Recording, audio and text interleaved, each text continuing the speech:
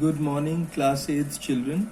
Today in chemistry video, we will be looking at the language of chemistry chapter 5, and we did the third video last time. So today we will be following with the fourth video. And last time, if you remember, children, we studied about the importance of chemical equation, definition of chemical equation. We learned about the 3 steps while writing a chemical equation, and we also saw the principle on which the balancing of chemical equation is based on. And this principle was the law of conservation of mass.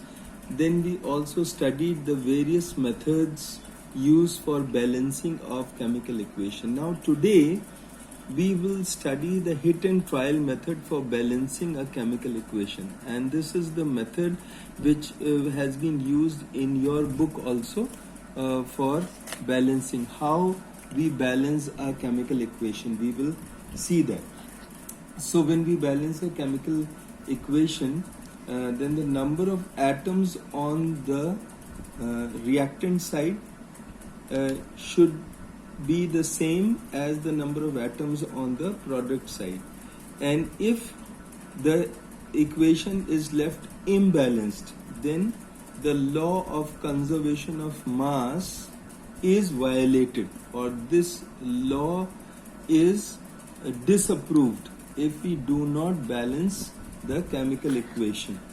So the unbalanced equation is to be balanced. This is done by assigning suitable coefficients to the molecules, or we write on either side the number of molecules so that we can balance the number of atoms on the left hand side with the right hand side. Let us take some examples.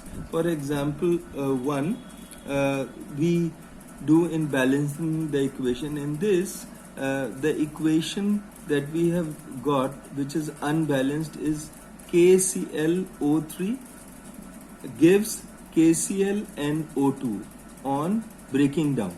So here we see K is equal 1 1 on both left hand side as well as right hand side, and chlorine is the same on both left hand side and right hand side. But oxygen is not balanced. Here we see 3 atoms of oxygen and here 2.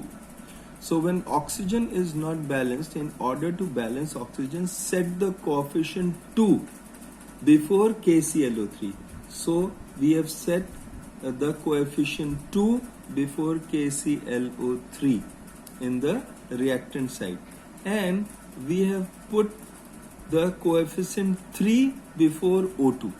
Here was O2, so to balance this O2 with this O3 here, we have put a 3 before O2.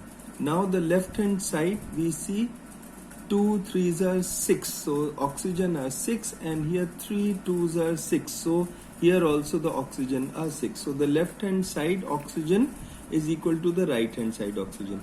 Then in step 2, to balance potassium and chlorine. Now we see, as we have added 2 coefficient this side and 3 this side, so we see that now there are 2 potassium and 2 chlorine on the left hand side, and only 1 potassium and 1 chlorine on the right hand side. Now to balance potassium and chlorine on both the sides, set the coefficient 2 before KCl on the right hand side. So we see the coefficient 2 has been set on right hand side. Now let us see, K this side is 2, chlorine this side is 2, and on the right hand side also we have potassium 2 and chlorine 2, and thus the balanced equation looks like this: 2 KClO3, here we see everything is balanced, and 2 KCl plus 3 O2. Let us take another example, children, to understand. Here in this equation we have aluminium. This reacts with sulfuric acid H2SO4 to give aluminium sulfate Al2SO4 whole thrice, and hydrogen gas is liberated. Now let us quickly see how we'll balance. In step 1, we balance sulfate SO4 first, because other things can be easily balanced. So this is the most tricky one. So we come to sulfate. We balance sulfate here first. In order to balance it, we put 3 before H2SO4 this side. So we see it is aluminium plus 3 H2SO4. So now we have 3 SO4 here, and it is 3 SO4 on the right hand side also. So SO4 is 3 on the left hand side, and also SO4 is 3 on the right hand side. So we have balanced SO4. Now let's balance hydrogen. Here we see that hydrogen is 3 2s are 6, and here it is only 2 atoms of hydrogen. So we balance hydrogen on the right hand side by putting 3 before H2. So children, you see how we have put 3 here. So on the left hand side we have hydrogen, 3 2s are 6, and after putting 3 coefficient before H2, we get hydrogen on the right hand side also, 3 2s are 6. So is that clear, children? Now we come to step 3.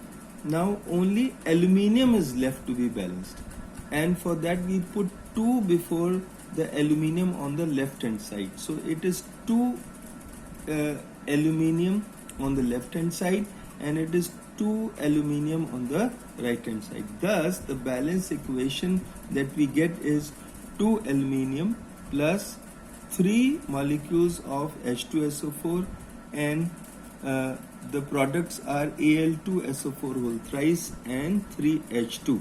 Let us take yet another example to understand it better.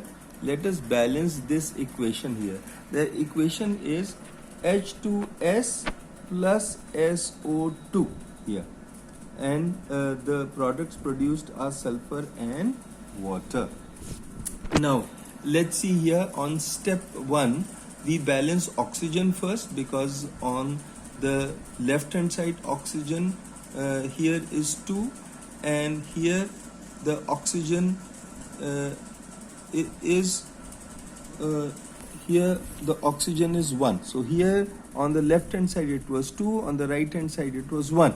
So we put here to balance oxygen 2 before H2. So we have oxygen 2 on the left hand side and 2 on the right hand side. Thus this oxygen is balanced with this oxygen. Then we balance hydrogen now. There are 4 hydrogen in right hand side. Let us see that. It is 2 2s are 4 on the right hand side. So there are 4 hydrogen here, and here there is only 2 hydrogen. So we also add coefficient 2 here before H2S. So it becomes 4 hydrogen, 2 2s are 4 hydrogen on the left hand side, and 2 2s are 4 hydrogen on the right hand side. Now we come to step 3. Here we balance sulfur now, and in this there are 3s in left hand side. So we see here 2s and 1s. So it is 3s on left hand side. So and here there was only 1s. So we put 3 on the right hand side also to balance. So there are 3 sulfur on the left hand side and 3 sulfur on the right hand side. Thus the balance equation is now 2H2S plus SO2, which gives 3S plus 2H2O. Thus this equation is balanced. So children, I have shown you how we balance an equation, a chemical equation, and I would also send to you number of unbalanced equations from page 86, and so you will be able to work these worksheet during your time today in the chemistry period. So wish you all the best. Thank you.